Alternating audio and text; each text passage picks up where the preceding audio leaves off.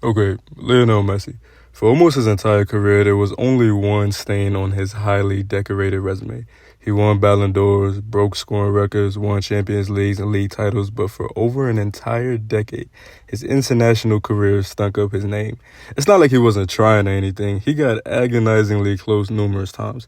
The 2014 World Cup, he was a game away, but the actual war machine called Germany snatched the trophy from his fingertips in extra time. Y'all already know I was born in Germany, so this was never an issue for me. I wasn't always the biggest football fan. When I was a little kid, I didn't watch it religiously, but I still never missed a World Cup match because my mama blasted every single one of them shits. I remember my mama had this game on the TV live, and I was sitting there wishing it went to penalties because when I was younger, penalties was like the most entertaining shit ever to me. I've grown to kind of hate them over the years the more and more I watch football, but back then I thought they were fucking awesome.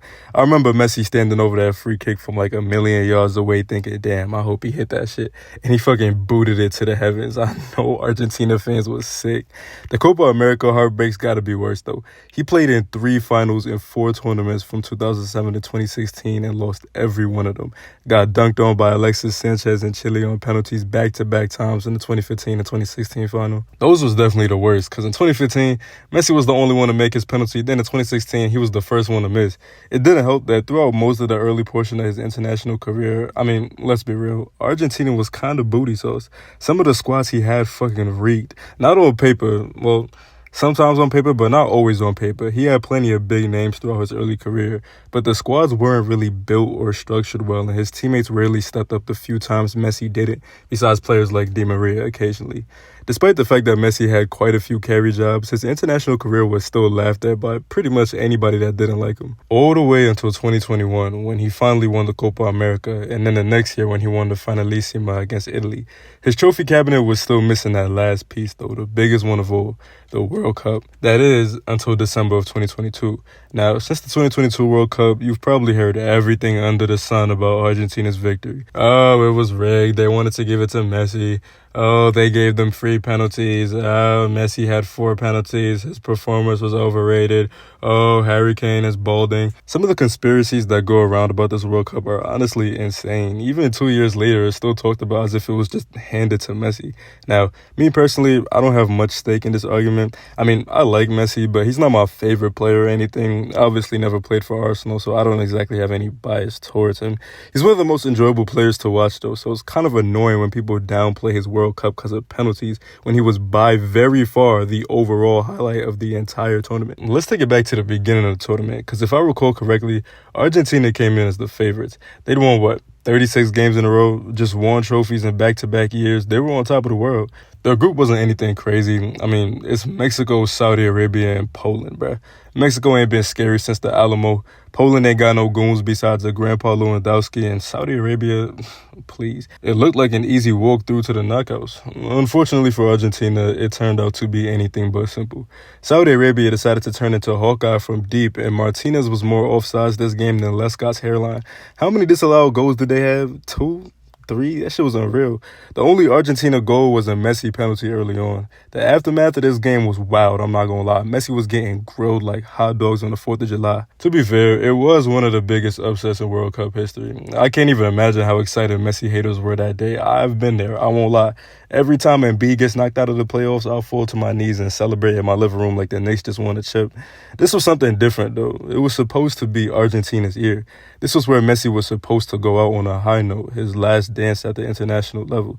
Whenever people talk about the penalties or act like this was a gifted World Cup, they ignore so many other factors, especially the mental aspect after the loss to Saudi Arabia. Against Mexico, the next game, they came out sluggish and Mexico had them boxed. They looked completely defeated mentally.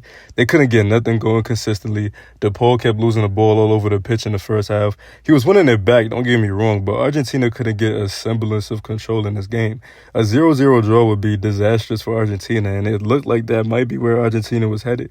Messi's World Cup dream would be dead, and he'd end up retiring without the biggest trophy in the sport.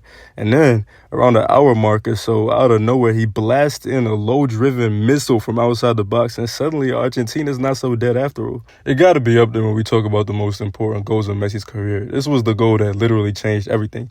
Not a penalty, not some tap-in from a couple yards out. a perfectly placed shot from outside the box while being smothered. Argentina goes on to win 2-0 after Fernandez's goal, and the energy just shifted.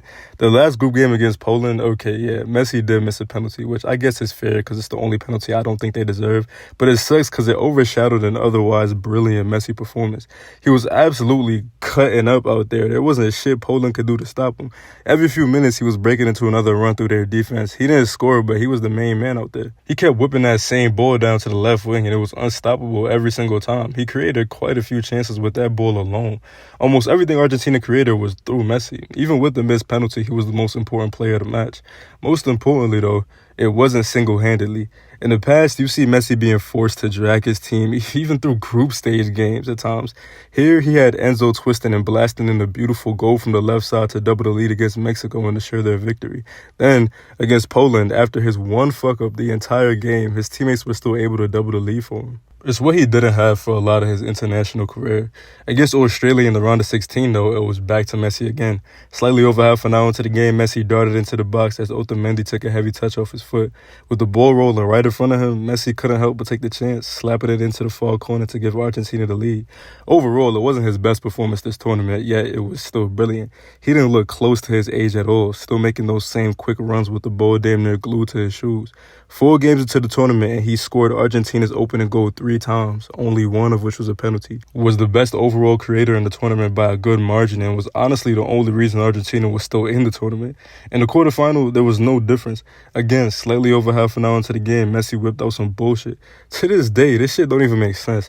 Running horizontally with Ake basically up his ass, without looking, he spins the pass behind him, through Ake's legs, and perfectly accurately into the feet of Molina. What? It's literally mental illness to even try that, bro. Ake was literally breathing down his neck all game. I swear to you, Messi could probably tell you exactly what he had for breakfast. Yet Messi was still baking him. I'm sorry, you can't look me in the eye and tell me he won this tournament just because of giving penalties. This dude was putting up stupid performances. Now, before the semifinal against Croatia, there was a lot of talk about Messi versus Modric and the last dance with the 2 all-time greats. But there was also a lot of talk about Guardiola matching up against Messi. Guardiola was getting gassed to the high heavens, I won't lie, but for good reason. He'd been sturdy for Croatia the whole tournament. He was one of the most highly valued young defenders in the world. He had a cool black mask. It was fair to be excited for a matchup with a Messi who looked unstoppable. Unfortunately, it did not go well for Guardiola. At all. Body feints have always been Messi's go-to, but this game, he was on dickhead timing. He had Guardiola dropping it low like a background dancer in a Chris Brown music video. Guardiola kept trying to dig in his ass like Ake, and Messi kept shaking him off like a cockroach. It was one of the most humiliating things ever. The most memorable one was, of course, the ridiculous assist to Alvarez. He was completely boxed on the touchline and then skipped past Guardiola and sped down the right. Then in the box, he hits him with a nasty body feint, turns past him, and then nutmegs him to assist Alvarez's goal. I mean, what the fuck? Just a stupid assist, bruh. Those are 2 of the best assists in World Cup history. Obviously not the 2 best, probably, but 2 of the best. And they happened in consecutive games in a quarterfinal and a semifinal. In the final, Messi and Argentina torched France for 80 straight minutes. It was looking like it was about to be one of the most one-sided World Cup finals ever before you-know-who happened. I remember that was the day I moved back home from my dorm because the first semester was over. So I just got my suitcase upstairs and the game was already like 10 minutes in. I was late. I was expecting some kind of back and forth, some fiery, intense game. Nah, France was getting pissed on like Argentina was R. Kelly and the French were a bunch of 15-year-olds. Messi himself scored a penalty and then in extra time, after Mbappe snatched the soul out of Argentinians everywhere, Messi gave them life again with the goal that gave them the lead. We all know how the story ends. Argentina went on to win on penalties, but the idea that this trophy was somehow given to Messi is just silly. Even if we remove the 4 penalties he scored, he had 3 goals and 3 assists, 4 of those contributions coming in the knockouts. He either scored or assisted the opening goal in every single game of the knockouts, got man of the match in every single game of the knockouts, scored twice in the final. He had the 3rd most dribbles completed in the tournament, created the most chances in the tournament with 17. Only Griezmann was remotely close with 15. Nobody else was in double digits. Everybody claims they miss what football used to be, yet when a historic World Cup performance happens before our very eyes, they try to downplay it. The Ballon d'Or debate between him and Haaland was understandable. A treble while setting Premier League goal-scoring records would easily secure the award at almost any year, but it was a World Cup year, and we know how shit goes in World Cup years. R9 ain't even cracked 10 goals his second Ballon d'Or season, but he brought home the World Cup trophy for Brazil with an 8-goal tournament. tournament, and it got him the award. Shit, Modric didn't even win it, and his performance in 2018 was enough to get him the award. I understand if City fans feel a way about it, but it still don't make sense to downplay what Messi did for Argentina in that tournament. Without him, they get grouped. Literally. I get it. If you're from one of the countries that Messi violated, I'd be mad too. But at the end of the day, both of my countries went out relatively early, and they had nothing to do with Argentina, so I got no salt in my system. I'm not about to be mad and act like Messi wasn't wilding out. To me, that was the best individual World Cup performance of the modern era. You could argue for ones like James Rodriguez 2014, but Messi took them all the way and won. All the rigged and gifted talks are getting unbearable. It's been 2 years, bruh. He doesn't have to be the best player ever in your eyes to admit that what we saw was inhuman. I try not to talk about the GOAT debate on this channel much at all because, let's be honest, that shit always turns toxic so fast. Whenever you bring up either player, there's just a flood of motherfuckers that slide in your comments trying to start an argument, and it gets so aggravating because you don't even have to be comparing them, and then boom, somebody come out of nowhere bringing up the other one for no reason. It gets old. In this situation, though, I mean, it's hard not to. When we talk about the downplaying of Messi's World Cup, it's always from an angle where people try to act like somebody paid somebody to force Argentina to victory to get at Ronaldo, and it never made much sense. France got 2 penalties in the final. That doesn't happen when games are rigged for the other team, bruh. You want to see real corruption? Head back to the 2002 World Cup and watch South Korea's games. That was actually head-scratching. You can't even enjoy unreal players these days because everything is refs. I mean, how are people not tired, bruh? Messi was bugging out. That's okay to admit. It makes everything so much less fun when nobody can just appreciate a great player being great.